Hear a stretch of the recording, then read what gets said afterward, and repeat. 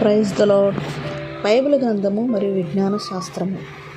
అసంఖ్యాకములైన నక్షత్ర సముదాయం. ఇర్మియా గ్రంథము 33వ అధ్యాయం 22వ వచనంలో చూడవచ్చు. మనం దాదాపు 5,000 నక్షత్రాలు మానవ నేత్రం వీక్షించగలిగిన సమయంలో ఆకాశ మండలంలో లెక్కించలేనన్ని నక్షత్రములు ఉన్నట్టుగా దేవుడు ప్రకటించాడు.